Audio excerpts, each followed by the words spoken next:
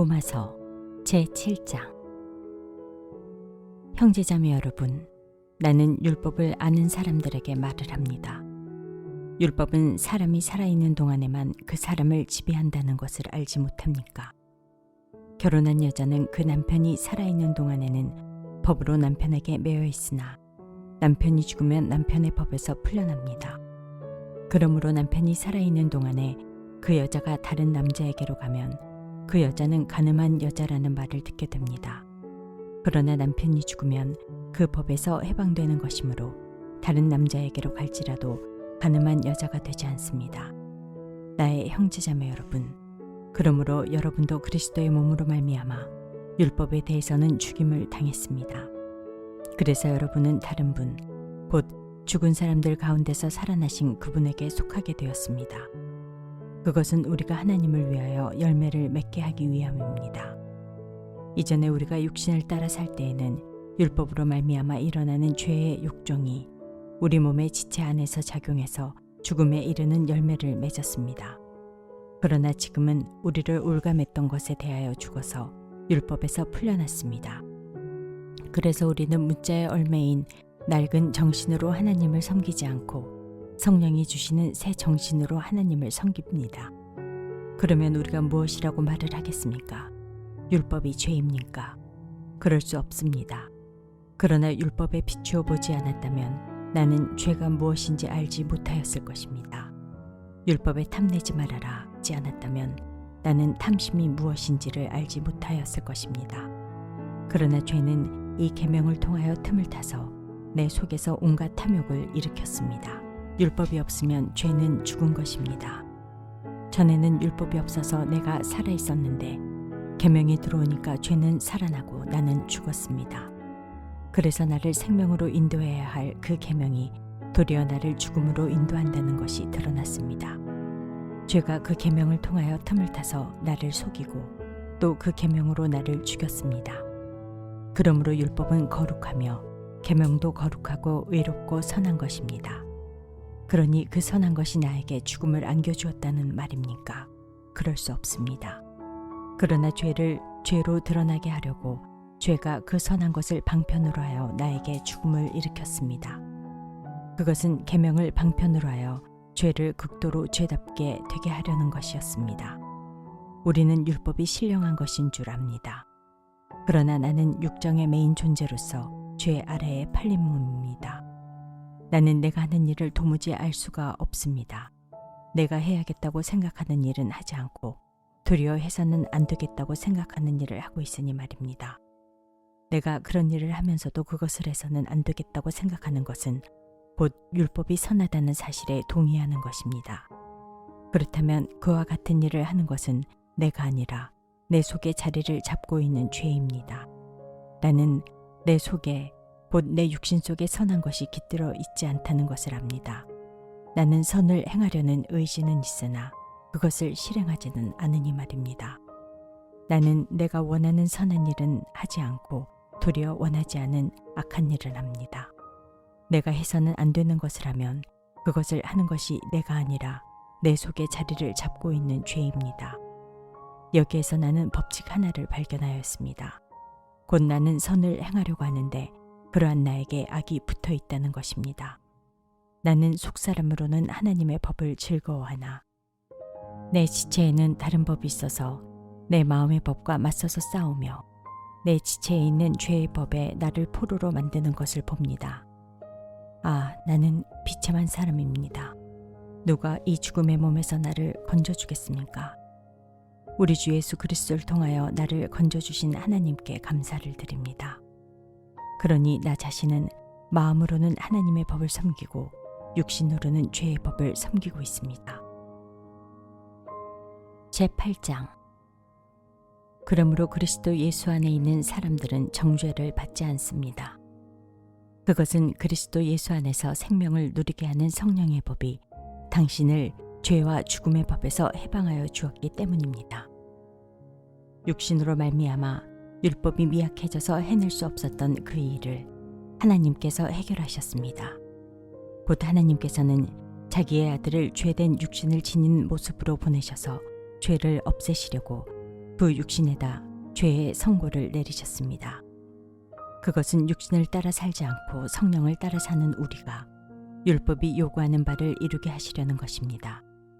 육신을 따라 사는 사람은 육신에 속한 것을 생각하나 성령을 따라 사는 사람은 성령에 속한 것을 생각합니다. 육신에 속한 생각은 죽음입니다. 그러나 성령에 속한 생각은 생명과 평화입니다. 육신에 속한 생각은 하나님께 품는 적대감입니다. 그것은 하나님의 법을 따르지 않으며 또 복종할 수도 없습니다. 육신에 매인 사람은 하나님을 기쁘게 해드릴 수 없습니다. 그러나 하나님의 영이 여러분 안에 살아계시면 여러분은 육신 안에 있지 않고 성령 안에 있습니다. 누구든지 그리스도의 영이 없으면 그리스도의 사람이 아닙니다. 또한 그리스도께서 여러분 안에 살아계시면 여러분의 몸은 죄 때문에 죽은 것이지만 영은 의 때문에 생명을 얻습니다.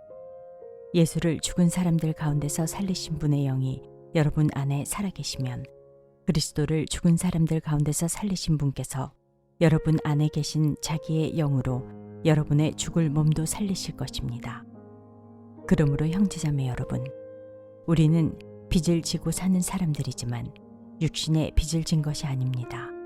우리는 육신을 따라 살아야 할 존재가 아닙니다. 여러분이 육신을 따라 살면 죽을 것입니다. 그러나 여러분이 성령으로 몸의 행실을 죽이면 살 것입니다.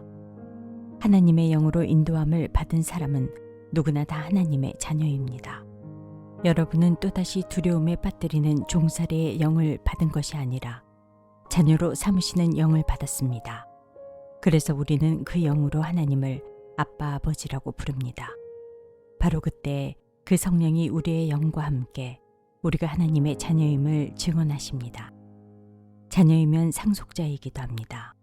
우리가 그리스도와 함께 영광을 받으려고 그와 함께 고난을 받으면 우리는 하나님이 정하신 상속자요 그리스도와 더불어 공동 상속자입니다. 현재 우리가 겪는 고난은 장차 우리에게 나타날 영광이 견주면 아무것도 아니라고 나는 생각합니다. 피조물은 하나님의 자녀들이 나타나기를 간절히 기다리고 있습니다. 피조물이 허무에 굴복했지만 그것은 자의로 그렇게 한 것이 아니라 굴복하게 하신 그분이 그렇게 하신 것입니다. 그러나 소망은 남아 있습니다. 그것은 곧 피조물도 썩어짐의 종살이에서 해방되어서 하나님의 자녀가 누릴 영광된 자유를 얻으리라는 것입니다. 모든 피조물이 이제까지 함께 신음하며 함께 해산의 고통을 겪고 있다는 것을 우리는 압니다. 그뿐만 아니라 첫 열매로서 성령을 받은 우리도 자녀로 삼아주실 것을 곧 우리 몸을 속량하여 주실 것을 고대하면서 속으로 신음하고 있습니다. 우리는 이 소망으로 구원을 얻었습니다. 눈에 보이는 소망은 소망이 아닙니다. 보이는 것을 누가 바라겠습니까? 그러나 우리가 보이지 않는 것을 바라면 참으면서 기다려야 합니다. 이와 같이 성령께서도 우리의 약함을 도와주십니다. 우리는 어떻게 기도해야 할지 알지 못하지만 성령께서 친히 이루 다 말할 수 없는 탄식으로 우리를 대신하여 간구하여 주십니다. 사람의 마음을 꿰뚫어 보시는 하나님께서는 성령의 생각이 어떠한지를 아십니다. 성령께서 하나님의 뜻을 따라 성도를 대신하여 간구하시기 때문입니다. 하나님을 사랑하는 사람들, 곧 하나님의 뜻대로 부르심을 받은 사람들에게는 모든 일이 서로 협력하여 선을 이룬다는 것을 우리는 압니다. 하나님께서는 미리 아신 사람들을 택하셔서 자기 아들의 형상과 같은 모습이 되도록 미리 정하셨으니 이것은 그 아들이 많은 형제 가운데서 맏아들이 되게 하시려는 것입니다. 그리하여 하나님께서는 이미 정하신 사람들을 부르시고 또한 부르신 사람들을 의롭게 하시고 의롭게 하신 사람들을 또한 영화롭게 하셨습니다. 그렇다면 이런 일을 두고 우리가 무엇이라고 말할 수 있겠습니까? 하나님이 우리 편이시면 누가 우리를 대적하겠습니까? 자기 아들을 아끼지 않으시고 우리 모두를 위하여 내주신 분이 어찌 그 아들과 함께 모든 것을 우리에게 선물로 거저주지 않으시겠습니까? 하나님께서 택하신 사람들을 누가 감히 고발하겠습니까? 의롭다 하시는 분이 하나님이신데 누가 감히 그들을 정죄하겠습니까? 그리스도 예수는 죽으셨지만 오히려 살아나셔서 하나님의 오른쪽에 계시며 우리를 위하여 대신 간구하여 주십니다. 누가 우리를 그리스도의 사랑에서 끊을 수 있겠습니까? 환난입니까? 공고입니까? 박해입니까? 굶주림입니까? 헐벗음입니까? 위협입니까? 또는 칼입니까? 성경에 기록한 바 우리는 종일 주님을 위하여 죽임을 당합니다. 우리는 도살당할 양과 같이 여김을 받았습니다. 한 것과 같습니다. 그러나 우리는 이 모든 일에서 우리를 사랑하여 주신 그분을 힘입어서 이기고도 남습니다. 나는 확신합니다. 죽음도 삶도 천사들도 권세자들도 현재일도 장래일도 능력도 높음도 기쁨도 그 밖에 어떤 피조물도 우리를 우리 주 예수 그리스도 안에 있는 하나님의 사랑에서 끊을 수 없습니다.